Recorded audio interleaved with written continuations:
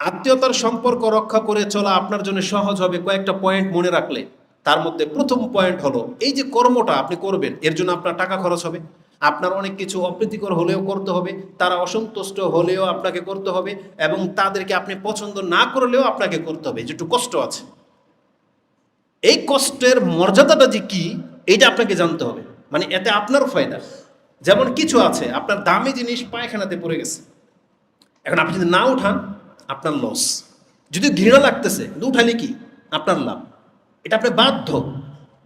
আর কিছু জিনিস আছে আপনি পয়সাওয়ালা হতে চান, তাহলে তো আপনাকে এই ব্যবসায় নামতে হবে, তখন আপনি কিন্তু সেই ব্যবসায় নামেন। জিজ্ঞেস করেন কোন ব্যবসায় বেশি লাভ, রাতারাতি পয়সাওয়ালা হওয়া যায়, এরকম কোনো ব্যবসা যদি কেউ তালাশ করে থাকেন তাহলে একটা ব্যবসার কথা এখানে রয়েছে। রাসূল বলেছেন যে ব্যক্তি আত্মীয়তার সম্পর্ক রক্ষা করে চলে সে মালামাল হয়ে যাবে দুনিয়াতেই, তার পাপ মাফ হয়ে যাবে, একটু পরেই সেটা আসবে। তো এটা এমন একটা ব্যাপার, এই জিনিসটা যদি মাথায় রাখেন যে এই সম্পর্কটা রক্ষা করে চলার ফজিলতটা কি, এটা মাথায় থাকলে আপনার কাজটা করা সহজ হবে। দ্বিতীয়ত হচ্ছে, যাদের কথা বলা হচ্ছে তাদের মান মর্যাদা কি এটা আপনাকে জানতে হবে। ওই ব্যক্তির চেহারা বলে যান, আপনি শুধু সম্পর্কটার কথা ভাবেন, এটা কে, এটা আমার মা, এটা কে, এটা আমার বাবা, পছন্দ হয় না, আপনাকে কোনো টেক কেয়ার করে নাই, ওকে, সে আপনার উপরে জুলুম করেছে, ওকে, ভুলে যান ওগুলো, চেহারাটা ভুলে যান, এটা আপনার বাবা, শব্দটা শুধু মনে রাখেন, এটা বাবা। বাবার মর্যাদা কি জানেন? রাসূল বলেছেন বাবার সন্তুষ্টির সাথে আল্লাহর সন্তুষ্টি নিয়োজিত রয়েছে। মা জান্নাতের দরজা, জান্নাতি বলা হয়েছে মাকে, তাহলে মা আর বাবা এই দুইটা হচ্ছে জান্নাতের দুইটা দরজা, যারা ভেঙে দিয়েছেন আপনি অন্য দরজা খোঁজেন, এই দরজা বন্ধ হয়ে গেছে। আপনার ক্ষমতা থাকলে এখন নামাজ দিয়ে ঢোকার চেষ্টা করেন, জিহাদ করে ঢোকার চেষ্টা করেন, অর্থ সম্পত্তি খরচ করে দান সাদকা দিয়ে ঢোকার চেষ্টা করেন, কিন্তু সবচেয়ে সহজ দরজা ছিল আপনার জন্য পিতা এবং মাতা, যেটা দিয়ে আপনি ভেঙে দিয়েছেন, ঢুকতে পারবেন না সেই দরজা দিয়ে। আর যাদের বাকি আছে আমাদেরকে আল্লাহ সুবহানাহু ওয়া তাআলা সহজ করুন, আমাকে সহ আমাদের মুসলিম ভাইয়েরা যেন আমাদের বাপ মার প্রতি যেন আমরা ইহসান করতে পারি।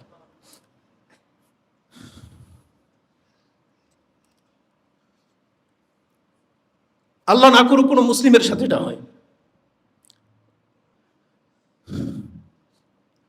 না, মুসলিমদের এটা উচিত না। যেখানে আল্লাহ সুবহানাহু ওয়া তাআলা বলেছেন যে ওয়ালা তাকুল্লাহুমা উফ, আমরা আমাদের বাপ মার সাথে অনেক বেশি খারাপ আচরণ করি, অথচ বলা হয়েছে এটা দরজা। আল্লাহ সুবহানাহু ওয়া তাআলা তাদেরকে এত বেশি মান মর্যাদা দিয়েছেন যেটা আমরা আসলে রক্ষা করে চলতে পারবো না।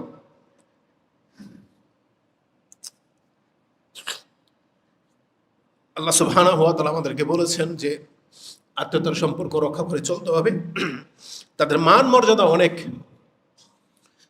যতগুলো ব্যক্তির হক আছে আপনি কোরআন হাদিস পড়ে দেখবেন যে প্রথম হকটা নিকট যেটা আপনার যে কোনো দান সাদকা হোক, জাকাত বলেন, দান সাদকা বলেন, একটা ভালো বিহেভ করবেন, কারোর সাথে হাসি মুখে কথা বলবেন, এটা প্রথম প্রাপ্য আপনার বাপ মা থেকে শুরু করে নিকট আত্মীয়রা। আপনি স্যাক্রিফাইস করবেন, কাউকে ক্ষমা করবেন, তাহলে এটার প্রথম হকদার হচ্ছে তারা। আল্লাহ সুবহানাহু ওয়া তাআলা গনিমতের মালের ক্ষেত্রে, ফাইয়ার মালের ক্ষেত্রে তিনি এটা উল্লেখ করেছেন। আল্লাহ বলেছেন ওয়ালামু আন্নামা গানিমতুম মিন শাইইন ফাআন্না লিল্লাহি খুমুসাহু ওয়া লিরাসূলিহি ওয়া লিযিল কুরবা, যে মালগুলো গনিমত হিসেবে তোমরা পাবে এগুলো 5 ভাগ করবে, তার একটা ভাগকে রেখে দিতে হবে আল্লাহ এবং তার রাসূল এবং রাসূলের আত্মীয় স্বজনের জন্য। প্রথমে আত্মীয় স্বজনের কথা এখানে নিয়ে আসা হয়েছে। ফাইয়ার মাল এই আয়াতটা পাবেন আপনি সূরা আনফাল 8 নম্বর সূরার 41 নম্বর আয়াতে, এবং ফাইয়ার মাল সম্পর্কে আপনি পেয়ে যাবেন সূরা হাশরের 7 নম্বর আয়াতে। এটাতে আপনার মালের কথা আছে, যেখানে আল্লাহ সুবহানাহু ওয়া তাআলা বলেছেন আত্মীয়তার হক বেশি। আল্লাহ সুবহানাহু ওয়া তাআলা ঠিক তেমনি যে কোনো হকের কথা কোরআনে উল্লেখ করেছেন, তার মধ্যে প্রথম এনেছেন আত্মীয়তার হক। যেমন সূরা বনী ইসরাইল 17 নম্বর সূরার 26 নম্বর আয়াতে আপনি পেয়ে যাবেন ওয়াতিজাল কুরবা হাক্কাহু ওয়াল মিসকিন, মিসকিন, ইয়েতিম, ফকির সব পরে রাখা হয়েছে। আগেই বলেছেন হক হিসাবে আপনার প্রথম হক হচ্ছে আত্মীয়তা। ওয়াতিজাল কুরবা, তোমাদেরকে খরচ করতে বলা হয়েছে, যে জাল কুরবা যারা অত্যন্ত নিকট আত্মীয় তাদের উপরে আমাদের খরচ করা ফরজ। যেমন আমরা শুধু কয়েকজনের উপরে খরচ করি, কে? শুধু সন্তান, স্ত্রী, তাই না?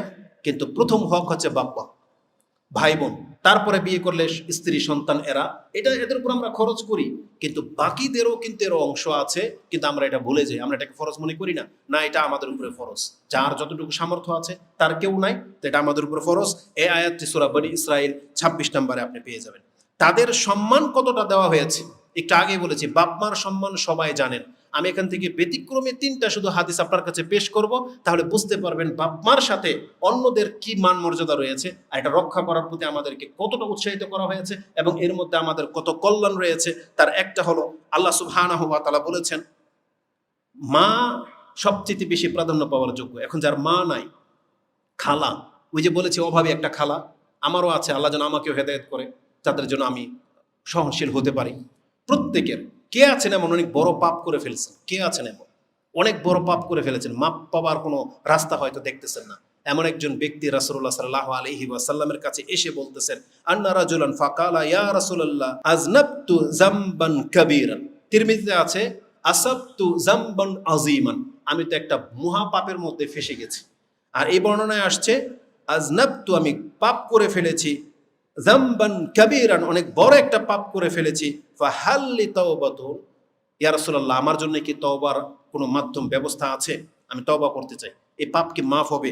রাসূলুল্লাহ তাকে প্রথম জিজ্ঞেস করলেন, ফাকালা লাহু, রাসূল সাল্লাল্লাহু আলাইহি সাল্লাম, আলাইকা ওয়ালিদান, তোমার পিতামাতা আছে? আরেক জায়গায় আছে আলাইকা আলাইকা উম্মুন, তোমার কি মা আছে জিজ্ঞেস করেছেন। কালালা, সে বলেছে না আমার মা নেই। রাসূল সাল্লাল্লাহু বলেছেন ফাকালা ফালাকা খালাতুন, তোমার কি কোনো খালাদের মধ্যে কোনো খালা আছে? বলছেন না আমার খালা আছে। ফাকালা রাসূল সাল্লাল্লাহু আলাইহি ওয়াসাল্লাম ফাবিররাহা, তার সাথে তুমি উত্তম আচরণ করো, ইজান এইটা করলে তোমার পাপ মাফ হয়ে যাবে। ফাবিররাহা, এই হাদিস মুসনাদে আহমদে রয়েছে 4624, সহিহ ইবনে হিব্বানে 4435 রয়েছে 435, তিরমিজিতে হাদিসটি 1940 রয়েছে। তার মানে খালার মান এত, খালার সাথে মায়ের মতো বিহেভ করলে রাসূল বলেছেন বড় পাপ পর্যন্ত মাফ হয়ে যায়। আর মায়ের সাথে বিহেভ করলে কি হবে তাহলে? জান্নাত। আর খালার সাথে যদি কোনো সম্পর্ক ভালো রাখেন, যে কোনো ক্ষেত্রে যে কোনো অন্যায় যদি হয়ে যায়, তাহলে আগে খালার কাছে যান, দেখেন তার কোনো কিছু করতে পারেন কিনা। একটা নুকতা পেয়ে গেলাম, এটা হচ্ছে তওবার বড় একটা মাধ্যম, এবং হাদিস সহিহ, রাসূল বলেছেন হ্যাঁ ফাইজান, তাহলে এটা করলে তোমার পাপ মাফ হয়ে যাবে। কেন? কারণ রাসূল সাল্লাম বলেছেন আল খালাতু বিমানজিলাতিল কারণ খালার মান হচ্ছে মায়ের সমান, যার মা নাই তার খালা হচ্ছে তার মা, মর্যাদার দিক থেকে। এটা আপনি হাদিস তিরমিজিতে 1904 নম্বরে পেয়ে যাবেন। রাসূলুল্লাহ সাল্লাল্লাহু আলাইহি সাল্লাম বলেছেন বাবা মার মর্যাদা। বাবার মর্যাদাটা কি? আমি বাবার কথা বলবো না, বাবার মর্যাদা বোঝাতে কি আমি আরেকটা হাদিস আপনাকে পেশ করি, তাহলে ওটাও আপনি ঠিক রাখবেন। সেটা কি জানেন? যার বাবা মরে গেছে, বাবা যার সাথে সম্পর্ক ভালো রাখতো, বাবার আত্মীয়, বাবার বন্ধু বান্ধব, আপনি যদি জেনে থাকেন আমার বাবা ওনাকে খুব শ্রদ্ধা করে, সম্মান করে, ওনাকে রেসপেক্ট করে, বা ওনাকে বাসায় আসলে আদর যত্ন করে, আপনার বাবা মরে গেছে, ওই লোকটা কিন্তু আপনার বাসায় কোনোদিন আসবে না, কারণ সে জানে যার কাছে আমি যেতাম মতো নাই, কিন্তু আপনাকে সেই ভূমিকাটা পালন করতে হবে। এটা যদি আপনি করেন, এটা হচ্ছে যতগুলো নেকির পথ আছে তার মধ্যে সবচেয়ে বড় নেকির পথ এটা। রাসূল বলেছেন আমি না, মানে নেকির খাতের মধ্যে যতগুলো উত্তম খাত আছে তার মধ্যে এটা একটা। রাসূলের ভাষাটা এটা, ইন্না আবাররাল বীর, নিশ্চয়ই বীর মানে ভালো কাজের মধ্যে সবচাইতে প্রাধান্য পাওয়া যোগ্য যেটা আবাররাল বীর, সেটা কি? আই ইয়াসিলার রাজুল আহালা, আই ইয়াসিলার রাজুলা আহালা ওয়াদ্দি আবিহি, তার বাবার ঘনিষ্ঠদের সাথে যদি সম্পর্ক বজায় রাখা হয়, তাহলে এটা হবে আপনার সৎকর্মের অনেক বড় একটা সৎকর্ম। যে হাদিস ইমাম তিরমিজি রাহিমাহুল্লাহ কোট করেছেন 1903 নম্বর পেয়ে যাবেন। তাহলে আপনি বাবার মর্যাদাটা এবার বুঝেন। বাবার বন্ধুদের সাথে যদি ভালো আচরণ ঠিক রাখা হয়, তাহলে বাবার মর্যাদাটা কি হতে পারে এটা আপনার অন্তরে গেঁথে নেন। চতুর্থ ধাপে আমি আপনাকে একটা পার্সনের কথা বলবো, সেটা হচ্ছে কন্যা, সন্তান এবং বোন। যাদের বোন আছে, যাদের মেয়ে আছে, তাদের সম্পর্কে একটা হাদিস শুধু বলবো আদব আল মুফরাদ থেকে। ইমাম বুখারীর একটা কিতাব রয়েছে আদব আল মুফরাদ, তার 42 নম্বর পর্বে গিয়ে পেয়ে যাবেন 79 নম্বর হাদিস। রাসূল বলেছেন লা ইয়াকুনু লি আহাদিন সালাসাতু বানাতিন আও সালাসাতু আখওয়াতিন, যার 3টা মেয়ে আছে অথবা 3টা বোন আছে, ফায়ুহসিনু ইলাইহিন্না, তাদের সাথে যেই ব্যক্তি উত্তম আচরণ করবে, উত্তমভাবে তাদেরকে লালন পালন করবে, ইল্লা দাখালাল জান্নাহ, তাহলে এই ব্যক্তি এই 3টা মেয়ে অথবা 3টা বোনের কারণে জান্নাত পেয়ে যাবে। এটা ইমাম বুখারী রাহিমাহুল্লাহ তাআলা আদবুল মুফরাদের মধ্যে এই হাদিসটা উল্লেখ করেছেন।